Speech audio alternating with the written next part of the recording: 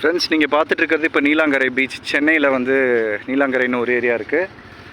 டக்குன்னு உங்களுக்கு புரிகிற மாதிரி சொல்லணும்னா, நடிகர் விஜய் வீட்டுக்கு முன்னாடி தான் இந்த பீச் இருக்குது அப்படியும் சொல்லலாம். இல்லைன்னா இந்த பீச்சுக்கு பின்னாடி தான் விஜய் இருக்கார் அப்படின்னு சொல்லலாம். பாருங்கள், இதுதான் பீச்சு.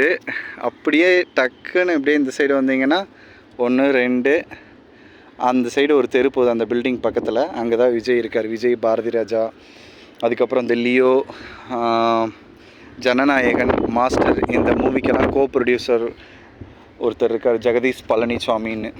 ஓகேங்களா? அவரோட வீடு இருக்குது. அதாவது மகாராஜா படத்தோட ப்ரொடியூசர் அவர் தான். மகாராஜா விஜய் சேதுபதி நடித்தார்ல, அந்த படத்தோட ப்ரொடியூசர் அவர் தான். அவர் வீடு எல்லாமே இந்த சைடு இருக்குது. நிறைய பேர்த்தோட சினிமா ஸ்டார்ஸ், சினிமா செலிப்ரிட்டிஸ் வீடெலாம் இந்த சைடு இருக்குங்க. செம்ம வெயிலுங்க. வெயில்னால் இங்கே சென்னையில் நார்மலாகவே வெயில் அடிக்கும். பீச் டைம்னால் மதியம் பயங்கரமாக வெயில் அடிக்கும். பாருங்களேன், இந்த டைமில் கூட ஆஃபீஸ்லேருந்து கட் அடிச்சுட்டு ஒரு 2 பேர் வந்திருக்காங்க. சாரி, காலேஜ் தான் கட் அடிப்பாங்க. ஆஃபீஸ் வந்து லீவ் போட்டு வந்திருக்காங்க போல். அங்கே ஒரு 2 பேர் உட்காந்துருக்காங்க. பாருங்கள், நைட் டைம் தான் நல்லாயிருக்குங்க.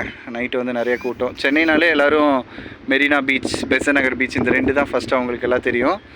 பட் இந்த சைடு லோக்கலில் இருக்கவங்க, இங்கெல்லாம் இருக்கவங்க, இங்கேருந்து மெரினாலாம் போனால் ஒரு 20 கிலோமீட்ரு, பெசன்ட் நகர் ஒரு 15 கிலோமீட்டர் போக மாட்டாங்க. ஜஸ்ட்டு 1 கிலோமீட்டர் 2 கிலோமீட்டர் தூரத்தில் இதே இருக்கு, பக்கத்தில் இருக்கா, இங்கேயே வந்துடுவாங்க. பாருங்கள், இங்கேருந்து ஜஸ்ட் ஒரு 55-100 மீட்ரு கூட வராது, இவ்வளோ தூரத்துக்குள்ளே தான் இருக்கும். டக்குன்னு நீங்கள் கடலை ரீச் பண்ணிடலாம். இதுவே மெரினாலாம் உள்ளே வந்து நீங்கள் 1 கிலோமீட்டர் கிட்ட நடக்கிற மாதிரி இருக்கும். மெரினா, பெசன்ட் நகரில் ஒரு 3/4 கிலோமீட்டர் நடக்கிற மாதிரி இருக்கும். பயங்கரமாக இருக்குல்லங்க மதிய டைமில். நான் கொஞ்சம் பேசாமல் இருக்கேன், எப்படி சவுண்டு வருதுன்னு கேளுங்க நீங்கள்.